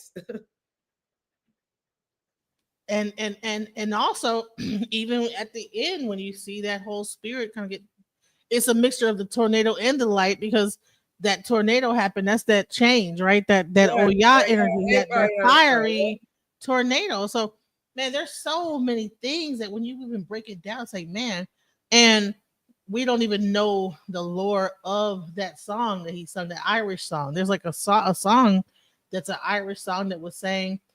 I mean, I loved it. it's a Oh my combination. gosh. That was man. Oh my Yeah, god. I could feel it. I saw even a geisha, and I'm like, what in the? This is real. Oh, but you know what I'm trying to say is that they didn't notice, like while they were in their regular mortal body and not being God body, they didn't even notice that it was the past, present, and future at the same time. We saw it from where we're sitting because where we're sitting was like in a fifth dimension. They were in the third dimension. When we're watching the movies, we're in like the fifth, sixth, seventh, any dimension higher than the third. So in any dimension higher than the third, you're able to see the past, present, and the future. Right. The same thing was happening in that. That's why so many people were like, I got chills. So many people talk about like they felt like they were even on mushrooms and we're in a whole different dimension. Why? Because that is how powerful your mind is. You know what? He did the same thing in Black Panther. In that one scene when the actual people came down, it looked like they, it was a time when the main warriors, the female warriors, came down and they had their capes. It like witches coming down. It was crazy. I was like, Yeah, I had did to you like see that part where he like cha cha cha cha cha cha cha, and they had those capes. It like bald head witches just coming and descending into the club, and then there's this whole fight scene that happened. So he's bringing African spirituality even into a Marvel like level of things. So I am just waiting for the next one. Now, someone said that he probably should do one about the Choctaws. That should be part 2, where he goes into the Choctaw. What do you think about that? It's so deep that so many people wanted to know more about the Choctaws, that element. I feel like this happened on this soil, so they had to put some type of reference to the Native American people that they had in there, which to me came over from the Bering Strait. They're not the indigenous people that were already here. They're not the true indigenous people. But those were the ones that were marketed to us, though, the ones that look like those Choctaws. So there's a kind of love-hate thing that I have with people wanting to know more about it. I'm like, no, we need to know more about ourselves, because what I do know was that they knew that that was a vampire. The other thing is that they knew that those vampires had to be invited in. And also, it was another moment of character and love, is what I was saying. He was showing love. He was showing love, and therefore he was able to get out of there and go to safety, where those other people had already received currency, received coin, received that gold. And then she leaves the Choctaw person, don't want to hear anything that he has to say, and then goes back and sees devastation. You understand what I'm saying? Right, because he gave them that money, and then she said so. And there was a lot of things about money in like an SU moment. That was a very they were at the crossroads. She could have literally put that gun down and been like, yeah, he came in here, and he could have put her on like, let me get you out of here right now. Get your husband, get your child, and let's get out of here. The sun is going down. We got to go. But she was like adamant. No, she had that gun. She had that gun. Even though the coin, she didn't even recognize the coin. What you gonna do with a coin you don't recognize? And why were those coins like they kept zooming in? This is why I said I can't wait to watch it again. They kept zooming in on those coins, and I'm like, where are those coins from? And because he had those coins, that's showing where he got bit first, you know, where he came from, Right. where he Well, come from. how did he get over into Mississippi, and why was he the only one? Had they all been killed and he was the last one left, and that's why he was running? No, because they don't. Nope, I don't think that. I think that he was there for cultural misappropriation. You know, he needed that guitar. He needed Sammy's blood. He wanted to tap into that memory. Trying to tell y'all, like, they showing us stuff that we need to stop looking at it from a third dimensional perspective when we're sitting in the 5th, 6th, 7th, 8th, 9th, 10th, 11th dimension watching these things. Why don't we realize that thing that they're talking about as a vampire, they're trying to have access to what we as melanated, solar power, carbon, electric beings already have. You see what I'm saying? You know what's crazy is that, you know, I talked about this on the live I did with with the chief, you know, and she went over to his house and she did like a whole ceremony that was really based in sound healing, right? Mm-hmm. And it's a bell, and it's like this rattle, this like kind of percussion with the rattle. So it has the percussion with the rattle, and then the bell, which is the frequency, right? And that's like combined with like crystals put in specific parts of the body, which allows those that bell to vibrate that energy, you know. And then we had a conversation. I said, well, listen, you know, music can heal, but it can also tear us apart, because, you know, when what's his name, Bone Crusher said, I'm not never scared, you know. And when they had all that war music that was going on in like the early 2000s, that war music, that dun dun dun dun dun dun dun dun, or when I'm out, dun dun dun dun dun dun, all that Ogun level style music that was going on in that time. Oh my God. frame. You just reminded me. Thank you. Do you remember when all those people ended up leaving you? They were like, yo, go home. And like one of the next things we see is like they're in a circle outside dancing with the dude. That is a rise. Like in Hoodoo, that is a rise, yo. We even seen it in Beloved, like men, laugh for the women, children, children, laugh for your mothers, men, dance. You know what I'm saying? Yeah. These vampires are, like I said, the white blood cells. They're like, or let me say, they're like parasites. Who got to feed off of our consciousness. But if we keep sitting here talking about it as if we're in the third dimension, let's really tap into the high frequency energy of our divine consciousness, or the Christ within, the God within, and recognize that we're not vampires, okay? We're not what they showed the vampires to be, meaning like, by drinking your blood, I have access to your memory. We got to remember that we have access to the memory. We have access to all of those that came before us as one soul, right? Our souls having many incarnations. We're just in this one spiritual experience right now in this dense earthly domain that even aliens can't do what we do. Like, Earth is only for, like, it's not for the weak. So I'm just saying that if we can remember to remember, because man, like who we really are. Who are we really, right? Yeah, but we're sitting here looking at it, talking about sinners, but I'm like, we really are those people that people are really trying to bite off of. I'm watching a commercial at my mom's house because she sells regular TV, and I'm like, is this Velveeta? Is this really Public Enemy playing in the background of a Velveeta commercial? Exactly. Or they really have bitten off of us. They really bite us. I remember literally bite us. Mariah Carey in a Popeyes commit a chicken commercial, whatever the heck that was. I remember my daughter being bullied for having dreads and Ilekes in like 5th grade. And my daughter's 29 now, right? And I was just going down the street the other day. I said, every single person has dreads, and every other person has Ilekes. Like, what the WTF? Like, oh my God, if I had just believed in myself back then, you know what I mean? I just think how more farther along I could be in like my own personal life space and in career when I was doing shea butter products in the 90s. You know what I mean? And just was like, nobody wants this mess. I remember even at Drop Squad Kitchen, my very first product that I posted on Instagram that is still there to this day was a sea moss chino, and the next product was this moringa powder I had. Now everybody knows what moringa and sea moss, and you know what I'm saying. So Man, I'm just listen, saying, there's a guy named Chase Hughes. He made the blue.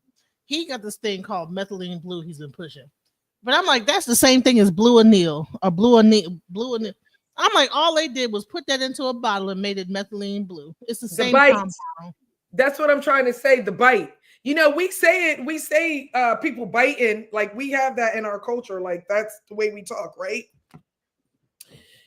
But in this culture and in this movie, the people saw they saw the bite as real. They saw it as a physical bite. I'm just saying that the bite is real amongst the vampires in real life. And yeah, in the music industry. And when it really boils down to it, that's how they take our energy. I mean, I wouldn't be surprised if there's like a some kind of a device that they put in each club that sucks the energy of people dancing, that like, you know, takes that energy, and they I wouldn't be surprised. You know what I'm saying? What's up with the Travis Scott show a couple of years ago? Yeah, that's the thing that happened. You know what I'm saying? Everybody like what I mean, his whole concert, you know, it made people kind of riot, and there was a whole feeding of energy that happened. That was crazy. My daughter's trying to make me remember because, you know, I really don't watch the news. I don't watch YouTube. I'm one of those people, like, for real, don't do that. That's where people like kind of like started tripping out at the concert. Okay. And his fans and people were like telling him to stop playing the music because people were dying in the thing, and he couldn't stop playing his music. And people were just dying in the crowd. Why am I laughing? Okay, stop laughing. No, but it was so many people. Like the police couldn't even get in. You can look it up. And like 30 people died. So okay, so why? So talk. Tell me. I'm trying to tap into, like, what does that mean? What do you mean? What does that mean? A human sacrifice on a grand level. It's like in real time, and he knew what was happening. He just kept playing his music. OMG. Like, stop, and like telling him, and he just kept going. Oh wow. Yeah.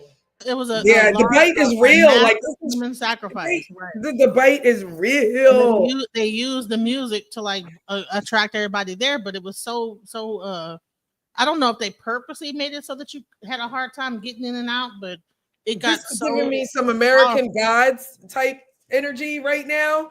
Remember in American Gods, they had like social media and all of that type of stuff.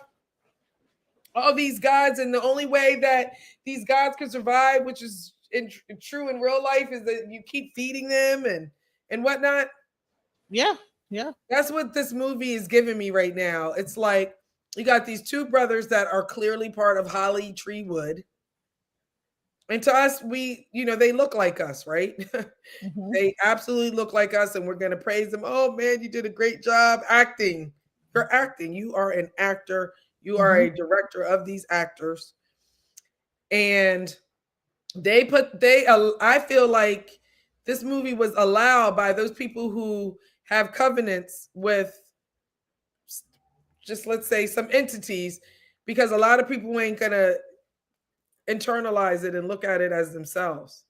They're going to keep looking at it as it was a movie. It was one of the dopest horror movies of all times, iconic movies of all times, but not really gonna tap in and realize, like, nigga, we getting bit every day. Like, for real, we bit every day, bro. How many people powerful that one scene was with the snake?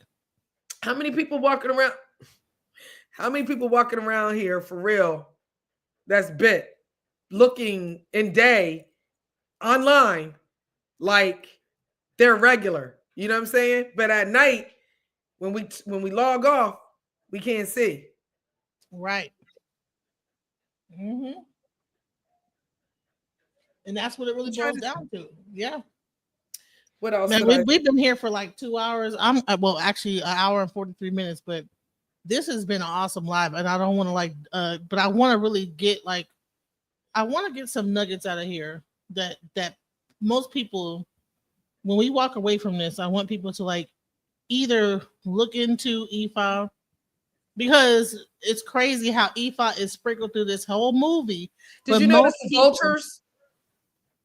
the vultures, yes, Do you know who the vultures are in Ifa? the Iami, Right. Do you notice there was three up there? Again, that's you right. on top.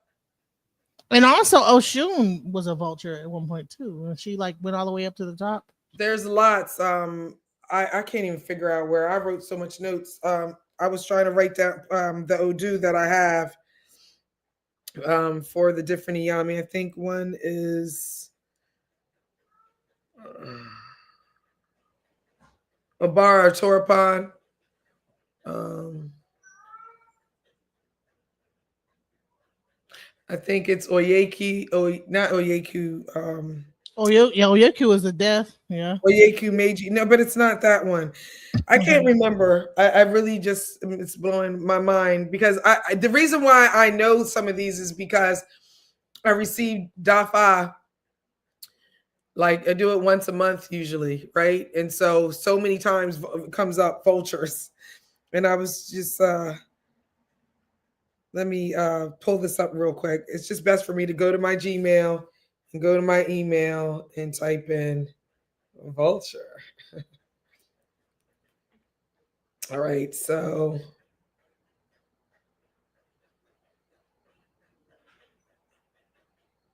I love this. Oh, you ain't gonna highlight it for me to make it easy for me? Okay, so this was um, a divination done for, let me see. This was a divination done for somebody else, and they were inquiring about should they mess with this dude or not. And Iwan Papa Iwan Nana Diafun Kariwo Tianshaya Ye Gun Eboniwoni Kowashe Stronghorn Weakhorn Cas Ifa for Kariwo. The mother of vulture. Ebo is what should be done. Ifa says that it is begun, you guys, is what you will go and be drawing to yourself at the end of the day. And such happening will keep creating problems for you in your life. Here, you have these vultures on top of this house, and you have the Native American, Choctaw, indigenous person who's completely in tune with nature and understands there is a threat to the land. Remember, these people, their domain is the land. Our people, the black, and according to like Hopi prophecy, our domain is from the water. Red people's domain is from the land. Asian people's domain is the air, and white people, the newest one, domain is fire, right? That's why they're dealing with a whole lot of guns and all this type of stuff. And none of us are actually human until we all come to terms and realize that the race part is a distraction, that all these elements have to work together so that we can all evolve as a Risha, because most of us on this earth are not actually human. We haven't even evolved into being human. We're cannibals, like we're animals just eating other animals and things like that, right? So that brought me back to this verse. And that's how I started learning about vultures and the mother of vulture. And these vultures, there was an opportunity for, like I said before, for this sister, the lady who had the gun in front of the Choctaw people. She had the opportunity, but she didn't. And Abaru, Abuye, Abu Shishe. You have to go through Abaru, Abuye, Abu Shishe to get to Oludumare. That's why we as Iyanifas and Babalaos, that's how we greet each other. You understand what I'm saying? Absolutely. You had those three vultures at the top. Like, if you want to make it to heaven, Abaru, Abuye, Abu Shishe. After that, I got this money. I ain't trying to, you know what I'm saying? My son's back there. My husband's back there. Gun is in your face. Get out of my face. I'm just saying, man. If somebody came in your house, it's going to be a problem. All right, we got to get out of here. We got to get out of here. The night's going down. There was no Ogbo Ato, long life for you. There was no response. So from my Ifa cosmology perspective, that was Iyami at the gates of heaven. These people who were bit will never make it to heaven. Why? Because they can't get through their ancestors to get to the gates of heaven. You understand what I'm saying? They gotta feed off like a vulture. They gotta feed off. What do Iyami like, and what do vultures eat? They want to eat off of the dead. They want to eat the intestines. They want to eat livers and stuff like that. Exactly. The extra. Yeah. So I'm just And, giving and hold on, I want to also get into what okay. Ibaru, Iboya, Iboshishe means. Let the sacrifice be made. May the sacrifice be accepted. Do Let you? the sacrifice be effective. Ah, shit. And Yeah. you had 3 vultures. That's what I'm trying to say. That's what I thought I made clear. That guy, her husband, made the sacrifice for that guy to be able to like actually exist in the nighttime. And then his wife, of course, gets sacrificed as well. And that's 1, 2, 3, because the one person was already the sacrifice. Mm-hmm. Do you see the parallel? 1, 2, 3. Yep. You got somebody at the threshold. Like, listen. So listen, in life, we have 0. So on the side of the Choctaw, you could go +1, +2, +3. On the side of the people in the house, it was -1, -2, -3. Do you understand what I'm saying? Yeah. We have different ways that we could go. Mm-hmm. That's a crossroads. Yep. That's what I was saying. It doesn't necessarily have to look like an actual crossroad, you know? It could be just a decision that you have to make. Right? And it's a wide, remember in the movie, it was a wide crossroad. The wide crossroad is where like the feet were Iyami, where we take Ipeshe to, you know? Yeah. Or what they call Pon Bagheera, the female Eshu. Man, you know, and then the bottom line is that when all this is going down, you see everybody getting happy, heading toward their slaughter. And then kind of find out that the place that they were actually in dancing and having a good time was a slaughterhouse. It was an ancestral ground that he was unaware of. But we're not even recognizing that this ancestral ground that they're unaware of, and they thought these Choctaws were some light-skinned niggas because they are light-skinned. You know what I'm saying? Mm-hmm. They that to me was an illusion that sometimes, you know, African Americans might not be African. Real talk, like not everybody. Or that's something that really needs to. I can't wait for it to come to light at some point, because the people who are funding even Dr. Henry Clark and all these people, you know, it didn't come from people like us, is what I'm trying to say. Right. They and fund, if you actually do the research into like the Japanese and the Chinese, you'll find that they were black. Yeah. All cultures were black, and all cultures dealt with Ifa. I was talking to Oloye Ifayele Kamare on Facebook. I was talking to her on the phone, and she was teaching me that all cultures deal with Ifa, except they took the Ifa out. They took the divination, the Ebo and the sacrifice out of it, and just kept the philosophy. So, for example, Confucius stopped dealing with the Ebo and sacrifice and just started dealing with the philosophy of Ifa and pushed it as so-and-so. But the I Ching actually used to have, you know, the Ebo and the sacrifice. Same thing with the Druids, with the runes. We see it in all the vampire movies. They always constant runes. You know what I mean? But that's and not the Kabbalah. I think is it the tarot from Kabbalah. So yeah. all these divination systems, or some people say Kemet, yeah. And then you see at the end when it really came down to it, the wife, right? Mm-hmm. She's throwing buttons and all kind of I mean, it was the bones and buttons and all kind of different things. You get that hoodoo background where we didn't have like the cowrie shells, and we didn't have a bone reading. And she was able to know that what her demise was going to be, right? So what she did was she cast Ifa. Now everybody else is just wondering what's going to happen, but she knew what was going to happen. And that's why I find it important that we need to get back into our divination aspect, which is Ifa. We need to like begin, and that's what actually Baba Yashabaya everything is anything, you know. There's no reason to walk around not even knowing as we what's type on the computer. That's 256, the ASCII code. That's 256 characters. My daughter is a software engineer. Went to school for coding. Like, I'm literally like, y'all really studying Ifa. Like, this is crazy.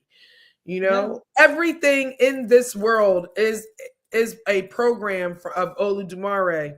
Every single these lines that Ogun made, every single brain, every single eye is completely unique and carries a program. And there are certain entities that are unevolved, right? And that have so-called fallen and have to bite and gentrify, culturally appropriate in order to stay alive. As above, so below. We see it on the inside of our bodies happening when we parasites. Vampires are like parasites in the body. Ashe. And so, like I said, I want to get like a final word from you. Man, this was a great live. You know what I'm saying? Thank you. I feel like I was all over the place. No. Hey, this is the time to be all over the place. When people, I'm saying, want, to be like mundane and to stay on one single topic, it ain't gonna get people to listen. You gotta like be able to go and ebb and flow with the audience, because the audience, they can't pay attention. The internet has destroyed our ability to pay attention long enough to like actually get information. You know what I'm saying? Because everybody's playing video games and all these different things, like that's just firing off dopamine, serotonin, all this stuff into our system. So when it's good to constantly change that, because we have to be able to like get the people that's younger to really understand what's really happening in this universe. Yes. So I'm just making sure my computer don't die. I'm like, no, right. So listen. It's okay, because we're fixing to wrap everything up. I really want to get some final words from you. I want to thank you first and foremost for being a part of Alchemizing Energy. I want to bring you back on, because tomorrow we have Baba Yashabaya, he's doing the whole thing, Principles of Ifa. I would love for you to come up and give your stance on some of the things. Yeah, the Baba Yashabaya is going to be here on tomorrow. Yes, I'm going to send you the link. Okay. Baba Yashabaya is going to be on tomorrow. And this is the thing I've been doing. I've been like bringing some of our elders. He's 79 years old. I'm saying, could I please sit at his feet? I don't even need to be on. I just need to be listening. I didn't even know you existed, to be honest. You didn't know that this is. I'm trying to tell you, I was tired of the conscious community. I was just like, I am the person who was a silent partner with King Simon, and we brought Dr. Sabi to New York, and we allowed a certain person to open up. And I called this person the Young Phenom and gave him a spot on my show every Thursday at 8:00. A lot of crazy stuff happened. And now the person is locked up. And I had this feeling, like I'm telling you, my Ori, I think my Ori Shun. I was like, I got to get out of this conscious community. Everybody's talking and everybody's brilliant, but nobody has a pot to piss in. Nobody really got money. And the people who got money, they doing the stuff that I feel like that's not how we should be using our resources. And when we get access to fiat currency, we should be having life-sustaining institutions. We need to have our own schools. We should have our own Blog Talk. We should have our own YouTube. But I'm just so disappointed that by this time we don't have the same level of Instagram, TikTok, and stuff that other nations have, right? I'm still sick after 10, 20 years of being in this, that the statistics still say that 75% of our women are raising males and females by themselves. I'm so sick of hearing that we're still getting molested and raped. I'm so sick of this big dick frequency energy, because it ain't it. That's not how we're going to move forward, right? I got out, and I continue to homeschool my children. I continue to do my best to be unapologetically healthy, and started I feel like it was a movement called Drop Squad Kitchen, unapologetically healthy by any greens necessary. And I just was like, I can't do this like talking thing anymore. I got to have something that can finance my household, so that I can not just be buying a house to say that I bought a house and I have a debt rate mortgage. I want to be able to have a community. I could do things like Farrakhan Muhammad and have land and invite, can we all like do some stuff with each other, even if we don't live on the same land? Like, can we have an online school with each other? I just wanted to do something to make an impact in real life, and not just be talking about it, right? Like, it's one thing for us to be talking about sinners, but I'm talking about the conversations that we were having online. I felt like needed to be private, closed doors conversations. Right. And so from that point, I was like, I'm not going to be the person who listens to YouTube. If I want to hear you, sis, I am definitely going to I want to see you in person. You remember the first thing I said to you? I said, call me on the phone. You know what I mean? Like, I guess I'm old school like that because I want to be able to feel your spirit. I want to be able to see if this is where I'm supposed to be. Even my mom questioned, like, do you know this person? I was like, no, I never. I went to her page and I kind of knew in real life when you said, oh, I had so-and-so. I'm like, yeah, because I know him in real life. If I'm speaking on somebody, it's not because I know them from an internet following. I spoke on Dr. Africa, knew him in real life. Dr. Sabi, knew him in real life. Sister I just mentioned, went all the way out to Missouri to meet her in real life and fellowship with her. The people I meet in Africa, met them in real life, went to Africa. This is what I'm trying to say. Like, I can't do this whole social online media. We got to like meet each other in real life. I really want to. And I'm doing my best to share what worked for me to come up and to save my life was learning all these various different technologies, not just IFA, you know what I mean? Just learning different diverse ancient spiritual technologies. I love Ayurvedic. I love Chinese traditional medicine. They are doing some crazy Ayurvedic stuff that I have been studying since. Like, you know how we do or we work Ayurvedic medicine. They take oil and they just have the oil dripping on your ori. Man, let me tell you something. Listen, I was at the pharmacy today because my daughter has asthma. And I asked the pharmacist today, like, does do she you eat guys dairy? have, huh? Does your daughter eat dairy? No. Okay. No, I don't know what's going on. It's like I think she's allergic to the environment, or I don't know, like the I mean, shoot, spirit real, and she young. the flowers and going on. But so it was crazy because I asked the pharmacist, said, do you guys have any Ayurvedic medicine? He says, no, we don't necessarily. He said, nobody, you're the only person that had ever asked me if I had Ayurvedic medicine. He said, listen, he says, people come here to get like pharmaceutical medicine. He says, Ayurvedic is more to actually heal the problem, not to heal this is a pharmacist. Yeah. He says that when you get an Ayurvedic, it takes longer to heal the problem, but at the end, it's going to be a complete healing versus people want the shotgun solution and they come to me as a pharmacist. Yeah, and I said, wow. And that's a crazy thing that a pharmacist actually told me that. You know what I'm saying? Yeah.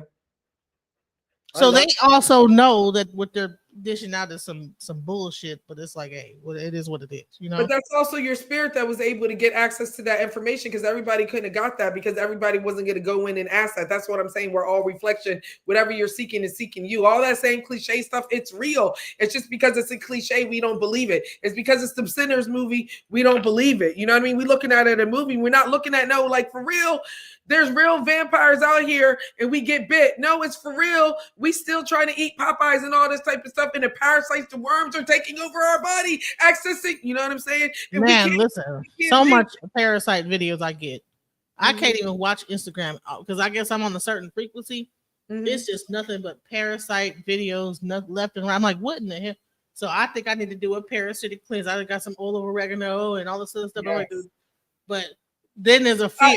Then the fear mongering came. The fear videos. Well, you can't get some powder, get rid of all of them. Some black walnut, and before you do the parasite cleanse, I would suggest just the spirit telling me because I just be rolling, like a liver detox. Start with that organ first because that's going to flush out all that stuff that was just sitting there. Then work on your kidneys. Try to eat mostly, raw fruits and vegetables. Rehydrate, and then get to the parasites. Also, black root tonic. Black root tonic. Right. Yeah. Black root tonic. Hold on, let me put it back up here. BlackRootTonic.com. And Drop Squad. Is there a website for this? I am members only private. It's the mothership.mn.co. mm.co. Yeah. The mothership. You know what? Just you can get through everything through Abundancechild.com. Real talk. No. Not mm.co. Just Abundancechild.com. You can get through everything through Abundancechild.com. All right, go ahead and check her out. Find out, get some readings. Like, she's an ENE5. She can give you her life reading. She can give you all that things that you need to know, like to keep track. I think that there should be no one in this world that right now is not getting a reading on a regular basis. Why? Because why would you go through life blind? Why go through life blind and not know what's ahead of you, what you're doing wrong, staying on track? If you're off kilter, if you're on kilter, there's so much things going on. So please check her out at this website, Abundance Child.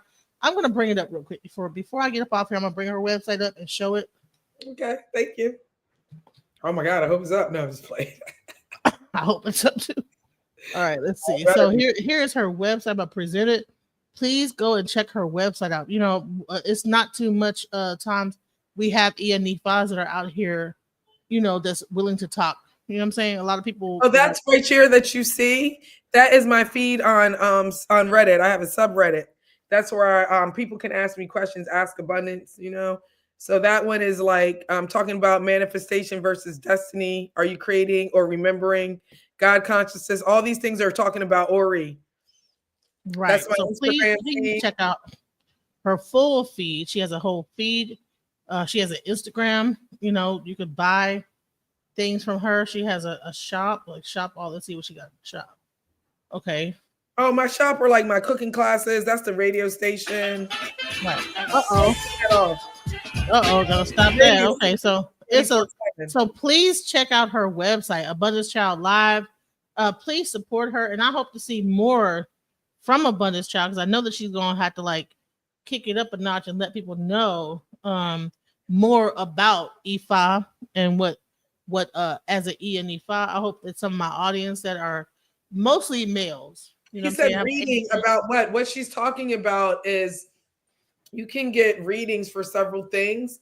And one of them could just be like where you're at in this life. Do you want to know about your career? Do you want a reading just to see where you're at in life, like spiritually, where you're at? Are you on the right destined path? A reading about your marriage, a reading about, are you going to have a marriage? Are you going to have children? Everybody's not required to do that because it's based off of what your destiny is. But for the people who are really looking for direction, I do suggest that they find a good Babalawo or ENE5. And if they are advertising that type of stuff on social media, I suggest that you don't work with those people, because I've never met people that are true ENE5s and Babalawos that are really doing the work, that have the time to be on social media and be recruiting and saying like, hey, come get a reading from me. Anybody in your inbox saying my ancestor told me to tell you, no, boo, delete, block immediately. Right. I brought her up on here, and I'm telling y'all, she ain't out here soliciting. I really don't do my bad. If they call me for a reading, I'll be like, go to oriinstitute.com, ayelekamari.com. Like, trust me, I'm gonna send you to Baba Ifa Kunle. I'm not doing that. I don't practice as an ENE5 like that. Music. Food is my ministry. I use food to bring people together to advocate for social change, and I am a healer through my food. People come to me when they have cancer. People come to me when they want to learn how to manifest food by manifest abundance and richness by using food. People come to me to have me help them transition. People bring me their children to put them through a rites of passage, Girl Society. Women come to me to get healed through Order Mother Earth and our Mommy Sundays, where all we do is Ori work, and I teach them Ori work, and I teach them how to read themselves. My whole cookbook is a tarot book. You know what I mean? It's a oracle. Every recipe is a card. So that's what I do. I mostly work and do the readings for my own family because I can, but I go outside of myself to get divinations and stuff like that. I'm not a practicing ENE5 where you're going to call me and say, hey, it's not working out, and I'm throwing a Puele or reading a King or Aaron de Lagoon, and then I'm going to turn around as a vegan and be like, making Ebo. That's not me. I'm not that one. My ministry, according to IFA, is working with women and children and working with food, like worldwide. I put together Ancestry. If you saw I put together ancestral culinary retreats. We got one coming up in Jamaica where I teach you how to feed your ancestors and how to make food for them and like put it in the earth and have a relationship with your ancestors by just being in the kitchen and downloading what you're supposed to be downloading for your own personal diet. You know, because the vegan diet ain't for everybody, even though Right. that's what I teach, but I will teach you the plant-based ways in order to do things. So that's the kind of Right. EID. Like for me, like I have very low iron. So until I build my iron up, being a vegan is probably not, I got to build up to enough iron right now.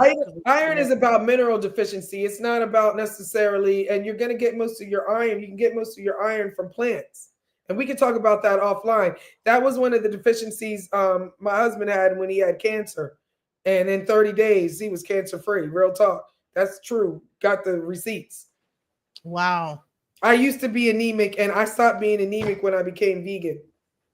You know what? We might have to do another show to get into that because But trust me, it's your so many ancestors people. and you got to read on it, sis. This is what I'm saying. No, I like like not just for me. Like when I'm talking about, when I say we need to do a show about it, because I'm not thinking about myself. I can talk to you offline about myself.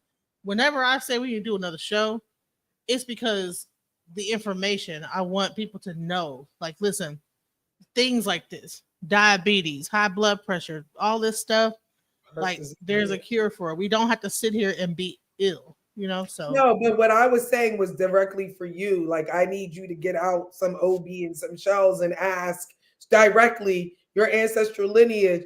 Is it right for me to be eating plant-based right now? And if so, please guide me. My left foot, my right foot, guide me to the right people at the right time, at the right place, so that I know what diet I'm supposed to be having, so that I can have all the blessings of Iray Aiku come through having good health.